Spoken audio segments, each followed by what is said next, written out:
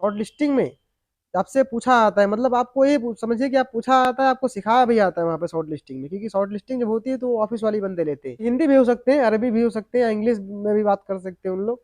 जिस तरीके की रिक्वायरमेंट होती है उस तरीके से उन लोग बात करते हैं आपसे, ठीक है, या उस तरीके के बंदे सामने लाके बिठाते हैं। हेलो एवरीवन, कैसे हो आप? उम्मीद करता हूँ आप ठीक होंगे। दोस्तों, आज के वीडियो में हम लोग बात करने वाले हैं हेल्पर इंटरव्यू में पूछे जाने वाले सवाल, और यह हेल्पर इंटरव्यू में क्या क्या होता है वहाँ पे, जो कि जब वहाँ पे हेल्पर का इंटरव्यू लेते हैं तो वहाँ पे क्या क्या करवाते हैं उससे, और कौन कौन से सवाल पूछते हैं उससे, और हेल्पर इंटरव्यू से फायदा क्या होता है, कि इंटरव्यू वाला वीजा जो होता है उसमें क्या फायदा होता है, और सीवी सिलेक्शन वाला वीजा जो होता है उसमें क्या फायदा होता है। सब कुछ जानेंगे हम लोग आज की वीडियो में डिटेल बाय डिटेल। तो अगर आप लोग भी नहीं जानते हो तो वीडियो एंड तक जरूर देखिएगा, ताकि हर एक जानकारी आपको सही तरीके से मिले। उससे पहले छोटी सी रिक्वेस्ट है, वीडियो को लाइक कर दीजिएगा, चैनल पर नए चैनल सब्सक्राइब कर लीजिएगा, ताकि हर एक आने वाली वीडियो को नोटिफिकेशन सबसे पहले आप तक पहुंचे और कोई भी आने वाली वीडियो आप मिस ना करो।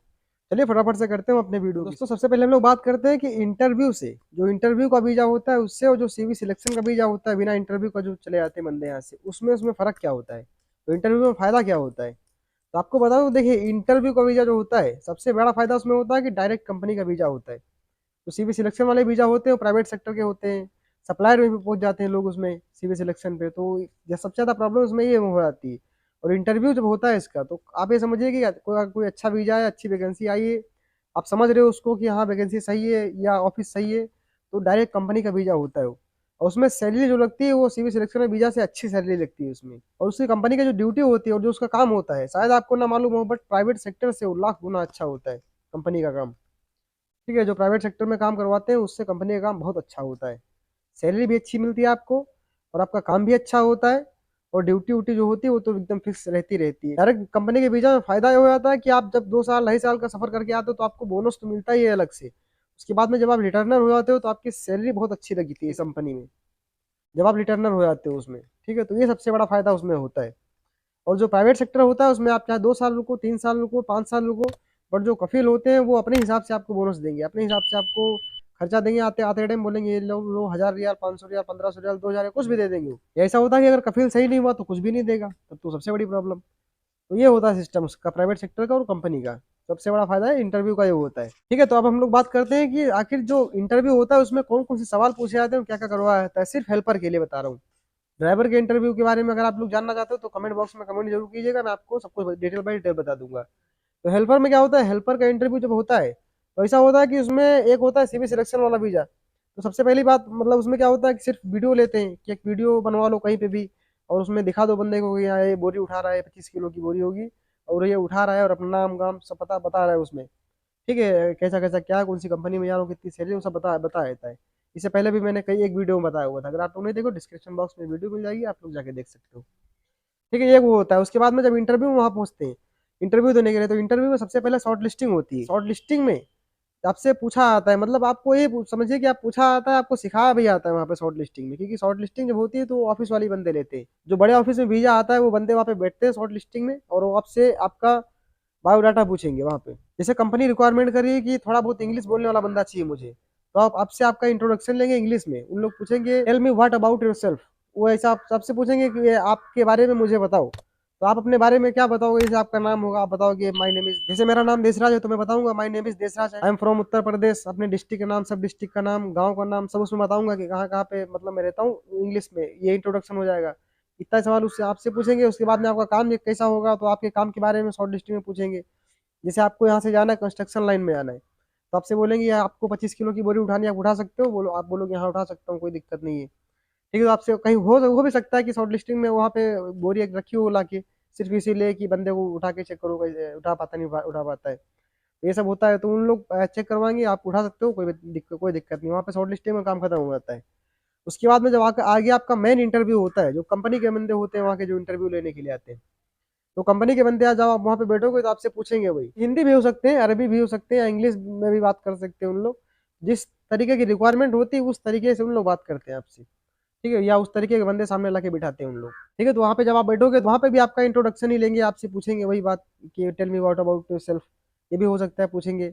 या आपसे आपका ऐसे बोलेंगे व्हाट इज योर नेम, या फिर ये भी पूछेंगे what is your district name, what is your state name, या आप कहाँ पे ये काम करने आ रहे हो। आप ऐसे सवाल पूछते हैं, आपके सेल्फ इंट्रोडक्शन के बारे में बात करेंगे उन लोग, पूछेंगे आपसे, फिर आपको पूछेंगे कि आप इस कंपनी में जा रहे हो, आपको मालूम है कौन कौन सा काम है, आप बोलोगे हाँ मेरा काम हेल्पर का है, मेरी लेबर में जा रहा हूँ, ये कंस्ट्रक्शन कंपनी है, ये फला कंपनी है, कोई भी कंपनी है, मैं पैकिंग में जा रहा हूँ या मैं डिलीवरी में जा रहा हूँ या किसी काम में भी जा रहा हूँ, मैं इसमें जा रहा हूँ, तो बोलेंगे आपको आपका काम के बारे में आपको पता है आपको क्या करना है वहाँ पे। ऐसे ऐसा होता है कि आप बोलोगे मैं क्लीनर के काम में जा रहा हूँ तो मुझे क्लीनिंग करनी है, तो क्लीन क्लीन आपको कैसे करना है। तो ऐसे अगर आपको मालूम है साफ सफाई कैसे होती है, कौन सा उसमें फिनाइल पड़ती है, कौन सा उसमें लिक्विड पड़ती है, कौन से कपड़े से साफ सफाई होती है, कौन से ब्रश से साफ सफाई होती है, ये सब आपसे पूछेंगे। आप अगर कंस्ट्रक्शन लाइन में जा रहे हो तो आपसे बोलेंगे आपको बोरी उठाना है, आपको लेके जाना है, वहाँ पे चढ़ाना है, तो कैसे चढ़ाओगे आप, तो आप बोरी वहाँ पे होगी, आपको उठा के दिखवाएंगे, तो उठा के दिखाओगे इसमें ऐसे चढ़ाना होता है।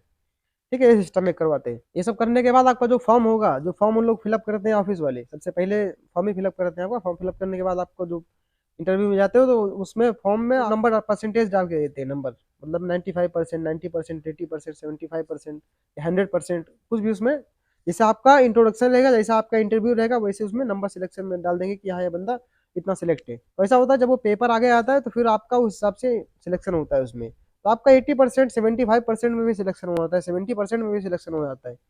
ये होता है, अगर 90, 95 है, 100 है तो बहुत अच्छी बात है। ये सिस्टम होता है, उसे इसे उसमें सिलेक्शन हो जाता है। सिलेक्शन होने के बाद जब आपका पासपोर्ट वहाँ पे ले लेंगे उन लोग कंपनी वाले, पासपोर्ट लेने के बाद फिर आपका जब सिलेक्शन होगा तो साथ में आपसे पासपोर्ट वापस आएगा, फिर आपका मेडिकल होगा, आपका पासपोर्ट ईसीआर होगा तो इमिग्रेशन होगा, अगर नहीं होगा ईसीआर होगा तो पासपोर्ट इमिग्रेशन नहीं होगा, आपका वीजा स्टाम्पिंग होगी, आपका टिकट होगा, फिर आप यहाँ से उड़ जाते हो। ये सिस्टम होता है हेल्पर के इंटरव्यू में। और आपको बता ही दिया हेल्पर इंटरव्यू से ये फायदा होता है कि जो इंटरव्यू का वीजा होता है उसमें ये फायदा होता है। और जो बहुत से गांव वाले लोग हैं इसे जो ये सोचते हैं कि यार मैं मुझे कहीं जाना ना पड़े, यहीं से वीजा मिल जाए, कोई एजेंट कर लो, कोई ढूंढ लो वहीं से, और वहीं से वीजा लो चले जाओ। तो सबसे बड़ी प्रॉब्लम इसमें ये होती है कि सीवी सिलेक्शन में आपको प्राइवेट सेक्टर में कहीं भी जाना पड़ सकता है, कहीं कहीं भी डाल सकता है। कंपनी जो होती है, कंपनी में ऐसा होता है बहुत कम रिक्वायरमेंट ऐसी होती है जो सीवी सिलेक्शन पे लेते हैं, नहीं तो सबसे ज्यादा उसमें इंटरव्यू इंटरव्यू इंटरव्यू, कोई भी कंपनी आएगी इंटरव्यू, या एकदम ज्यादा डिमांड होगी बंदे लोग की कि चलो ठीक है ज्यादा बंदे चाहिए, इमरजेंसी रिक्वायरमेंट है, तो बोलेंगे इंटरव्यू मत कराओ, सीवी सिलेक्शन पे ले लो उसको, सीवी देख लो बंदे की कैसी है, अच्छी है नहीं है, सही है, वो सब देखने के बाद उसका सिलेक्शन हो जाता है कंपनी में। फिर एक बार कंपनी में सिलेक्शन हो गया, आप एक बार पहुंच गए यहाँ से कंपनी में काम किए, रिटर्नर हो गए आप, रिटर्नर होने के बाद फिर आपकी बहुत अच्छी सैलरी लगती है वहाँ पे जाने के बाद। ये सिस्टम इसका होता है। तो उम्मीद करता हूँ वीडियो आपको पसंद आई होगी और आप लोग भी समझ गए होंगे कि सीवी सिलेक्शन पे और इंटरव्यू में क्या क्या फर्क होता है, किससे किसमें कितना फायदा होता है। ठीक है, तो वीडियो अच्छी लगे तो वीडियो को लाइक कर दीजिएगा, चैनल पर नए चैनल सब्सक्राइब कर लीजिएगा ताकि हर एक आने वाली वीडियो की नोटिफिकेशन सबसे पहले आप तक पहुंचे और कोई भी आने वाली वीडियो आप मिस ना करो। चलिए दीजिए इजाजत, करते हैं अलविदा, मिलेंगे नेक्स्ट वीडियो में, जब तक के लिए